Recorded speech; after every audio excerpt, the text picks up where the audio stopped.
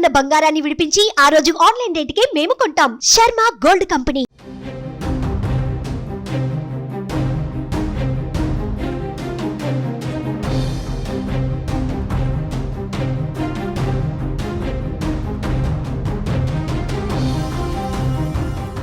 కామారెడ్డి జిల్లాలో triangle death mystery ఉత్కంఠ రేపుతుందని చెప్పుకోవచ్చు. ఓ ఎస్ఐ, మహిళా కానిస్టేబుల్, కంప్యూటర్ ఆపరేటర్ అదృశ్యమై చెరువులో విగత జీవులుగా కనిపించడం ఇప్పుడు సంచలనంగా మారింది.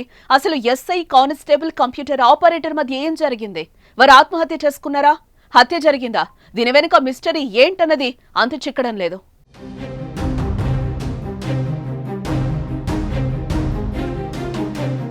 బీబీపేట పోలీస్ స్టేషన్లో పనిచేసే కానిస్టేబుల్ శృతి బుధవారం సాయంత్రం నుంచి అదృశ్యమైంది. డ్యూటీ ముగిసిన తర్వాత రాత్రైనా శృతి ఇంటికి రాకపోవడంతో ఆమె తల్లి తాడ్వాయిలో కానిస్టేబుల్ గా పనిచేస్తున్న శృతి స్నేహితురాలికి ఫోన్ చేసింది.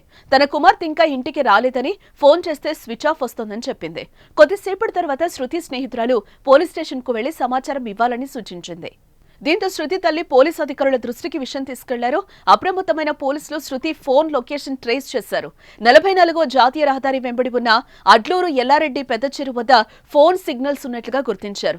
పోలీసులు అక్కడికెళ్లి పరిశీలించడంతో శృతి ఫోన్ తో పాటు బిక్కనూరు ఎస్ఐ సాయి కుమార్ కారు, చెప్పులు, బీబీపేట గ్రామానికి చెందిన నిఖిల్ అనే వ్యక్తి చెప్పులు, ఫోన్ కూడా చెరువు ఒడ్డున కనిపించాయి. చెరువులో గాలించగా శృతి, నిఖిల్ మృతదేహాలు లభ్యమయ్యాయి. కానీ ఎస్ఐ జాడ కనిపించలేదు. అయితే గురువారం ఉదయం ఆ చెరువులోనే ఎస్ఐ మృతదేహం బయటపడింది. ఈ 3 మరణాల వెనుక మిస్టరీ ఏంటన్న తెలియాల్సిందే. నిఖిల్, శృతి ఒంటిపై గాయాలు కూడా ఉన్నట్టుగా తెలుస్తోంది. దీంతో ముగ్గురి మధ్య ఏదైనా ఘర్షణ జరిగిందా? ఆత్మహత్య చేసుకున్నారా? హత్య జరిగిందా? అన్న కోణాల్లో పోలీసులు దర్యాప్తు చేస్తున్నారు.